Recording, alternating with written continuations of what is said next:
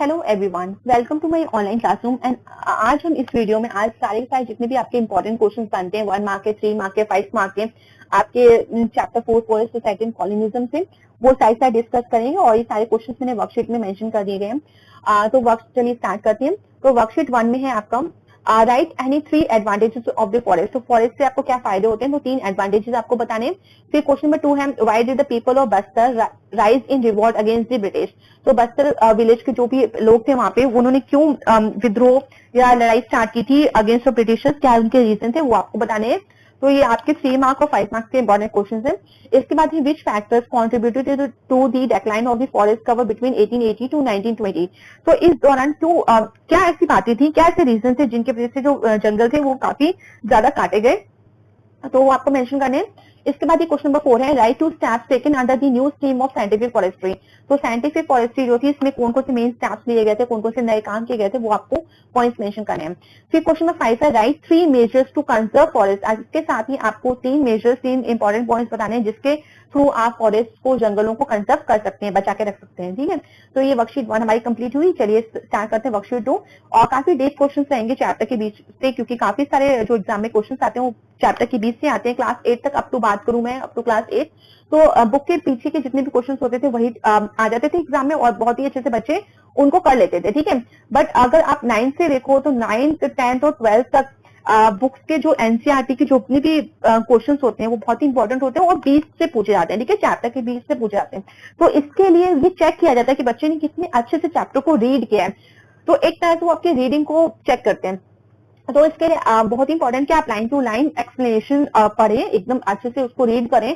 और इसके लिए भी आपको बिल्कुल मैं इस चैप्टर की वीडियो बनाऊंगी जो कि आपके एक्सप्लेनेशन से रिलेटेड रहेगी। तो आप वहां से भी पूरा का पूरा जो भी टॉपिक्स है उसको कवर कर सकते हैं। इसके साथ ही मैंने फ्लो चार्ट बना के, तो आप फ्लो चार्ट भी दे सकते हैं जिसमें मैंने सारे जितने भी इंपॉर्टेंट हेडिंग से कंटेंट है उसको एक्सप्लेन कर दिया है। तो वो भी आपको हेल्पफुल रहेगी चैप्टर के बारे में समझने, चैप्टर को समझने के लिए। तो चलिए स्टार्ट करते हैं वर्कशीट 2। इसका पहला क्वेश्चन है who are the people who move from one place to the other to tend their sheep, goats and cattle. तो ऐसे लोगों का बारे में बताना, उन लोगों को क्या कहा जाता है जो एक प्लेस से दूसरे प्लेस जाते हैं, मूव करते रहते हैं अपने जानवरों के साथ। ठीक है, पालतू जानवरों के साथ। इसके साथ क्वेश्चन नंबर 2 है what is mean by deforestation. आप डिफॉरेस्टेशन से क्या समझते हो, वो आपको बताना है। Question number 3 is saying when was the Indian forest service setup.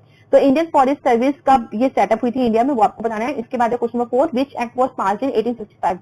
1865 में एक एक्ट पास हुआ था, उस एक्ट के बारे में आपको बताना है। उस एक्ट को किस नाम से जाना जाता है। क्वेश्चन नंबर 5 है in 1906 where was the imperial forest research institute set up. तो वो उस जगह का नाम बताना है जहां पे 1906 में इंपेरियल फॉरेस्ट रिसर्च इंस्टीट्यूट को सेटअप किया गया था। क्वेश्चन नंबर 6 है विच forest act divided Indian forest into 3 categories, reserve, protected and village forest. तो आपको यहाँ पे उस फॉरेस्ट के उस एक्ट के बारे में बताएं जिसके अकॉर्डिंग जो फॉरेस्ट है, जंगल है, वो 3 कैटेगरीज में डिवाइड हुआ था। वो है reserve categories, forest category and third भी है विलेज कैटेगरीज। तो इसमें आपको बताना है कि किस एक्ट के अकॉर्डिंग ये डिवीजन हुआ था, उस एक्ट का नाम बताना है। Question number 7 saying where is Bastar located. ठीक है, जो बस्तर विलेज है ये कहाँ पे लोकेटेड है, किस स्टेट में इंडिया के लोकेटेड है, वो आपको मेंशन करना है। कभी कभी आपको ये एग्जाम में आपका जो मैप वर्क है उसमें भी क्वेश्चन मिल जाता है। आपके जितने पीरियोडिक टेस्ट होते हैं स्कूल में, तो वहां पे भी आपको ये क्वेश्चन मिल सकता है कि बस्तर विलेज को आप लोकेट करिए। क्वेश्चन नंबर 8 है which types of trees are useful for building ships and railway. तो जहाज और रेलवे ट्रैक्स बनाने के लिए किस तरह के पेड़ों का इस्तेमाल होता है, वो आपको बताना है, उन पेड़ों का नाम बताना है।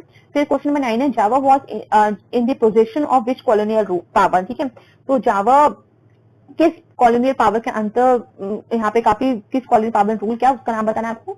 क्वेश्चन नंबर 10 है silk worms are fed on the leaves of which trees. ठीक है, सिल्क वॉर्म्स जो है वो किन पेड़ों की पत्तियां उनको दी जाती हैं खाने के लिए, तो वो आपको बताना है। क्वेश्चन नंबर 11 है which country occupied Indonesia during the second world war. तो किस कंट्री ने ऑक्युपाई किया था Indonesia during the second world war, उस कंट्री का नाम बताना है। क्वेश्चन नंबर 12 है हु वाज डेट्रिक ब्रांडिस। काफी इंपॉर्टेंट क्वेश्चन है ये। क्वेश्चन नंबर 13 है what do you mean by scientific forestry. Scientific forestry से आप क्या समझते हैं, इसके क्या मेन फीचर्स हैं, क्या इंपॉर्टेंट कैटेगरीज हैं, तो कैरेक्टरिस्टिक्स हैं, फीचर्स हैं, जो भी आपको इस क्वेश्चन से या इस वर्ड के बारे में जो भी आप समझते हो इस वर्ड से, वो आपको बताना है। क्वेश्चन नंबर 14 है the 1878 act divided forest into 3 categories. ठीक है, जो हमने पहले डिस्कस कर लिया, तो वो 3 कैटेगरीज आपको यहाँ बतानी है। क्वेश्चन नंबर 15 है the imperial forest research institute was set up at. ठीक है, तो कहाँ पे किस जगह पे इंपेरियल फॉरेस्ट रिसर्च इंस्टीट्यूट, तो देखिए FIB कितना भी क्वेश्चन पूछे जा सकते हैं आपसे, तो वो आपको बताना है। तो ये 1 1 मार्क क्वेश्चन आपके बन जाते हैं यहाँ से। फिर आपका क्वेश्चन नंबर 16 है, name 2 tribal community of Andhra Pradesh. तो आपको आंध्र प्रदेश की 2 ट्राइबल कम्युनिटी के नाम बताने हैं। इसके साथ ही क्वेश्चन नंबर 17 है, हु वाज बिरसा मुंडा। ठीक है, बिरसा मुंडा कौन थी, इनके बारे में आपको बताना है। क्वेश्चन नंबर 18 है, where is the Bastar located. ठीक है, तो ये क्वेश्चन रिपीट हो गया है, बट ठीक है, मैं आपके तरह से देखे तो बहुत काफी इंपॉर्टेंट क्वेश्चन है, तो अगर आता है तो बिल्कुल आपको उसका आंसर पता होना चाहिए। और अगर आपको किसी भी क्वेश्चन में कोई प्रॉब्लम होती है तो प्लीज मुझे कमेंट करिएगा, मैं आपको वो आंसर प्रोवाइड कर दूंगी। क्वेश्चन नंबर 19 है, right the name of the different communities live in Bastar. तो बस्तर विलेज में कौन कौन सी डिफरेंट कम्युनिटीज रहती थी, उनके नाम बताने हैं आपको। क्वेश्चन नंबर 20 है, how were the people of Bastar exploited by the Britishers. तो बस्तर विलेज के जो लोग थे उनका किस तरह से एक्सप्लोटेशन किया ब्रिटिशर्स ने, तो वो किस कौन कौन से तरीके थे वो आपको बताने हैं। क्वेश्चन नंबर 21 है, who were having the right to hunt. ठीक है, उस टाइम अगर देखा जाए तो शिकार करने का अधिकार सबको नहीं होता था, राइट टू हंट, तो जिसको था वो आपको बताना है। क्वेश्चन नंबर 22 है, what is shifting cultivation. Shifting cultivation क्या होता है, ये काफी इंपॉर्टेंट क्वेश्चन है जो क्लास 10th में भी आएगा आपका। एग्रीकल्चर से रिलेटेड चैप्टर है, चैप्टर 4 ज्योग्राफी का, वहां पूछा जाता है। और शिफ्टिंग कल्टीवेशन को काफी अलग अलग नामों से जाना जाता है हर जगह, तो वो भी आपको पता होना चाहिए। क्वेश्चन नंबर 23 है, what do you mean by Milos. ठीक है, मिलोस क्या है, तो इनके बारे में आपको बताना है। क्वेश्चन नंबर 24 है हमारा यहाँ पे, name the Maharaja alone who had shot 1157 tigers and 2000 लैम्पर्ट्स। ठीक है, तो कौन से महाराजा ने अकेले इतने टाइगर्स और लैम्पर्ट्स को मारा था, उसका नाम बताना है आपको, उनका नाम आपको मेंशन करना है। इसके साथ ही क्वेश्चन नंबर 25 है, name 5 pastoralist and nomadic communities of the Madras presidencies. तो आपको 5 पैस्टोरलिस्ट और नॉमेडिक कम्युनिटीज के नाम बताएं जो मद्रास प्रेसिडेंसीज में रहते थे उस टाइम। क्वेश्चन नंबर 26 है, right a short note on Dutch scientific forestry. आपको एक शॉर्ट नोट लिखना है डच साइंटिफिक फॉरेस्ट्री का, जो भी आपके पास नॉलेज है, 3 मार्क्स का आता है तो उसके अकॉर्डिंग आपको आप 3 पॉइंट्स लिख दीजिएगा। तो इस तरह से आप देख सकते हैं कि काफी डीप क्वेश्चंस मैंने एकदम यहाँ पे रखे हैं जो आ सकते हैं आपके लिए आपके एग्जाम में, for 1 mark, 3 mark and for 5 mark.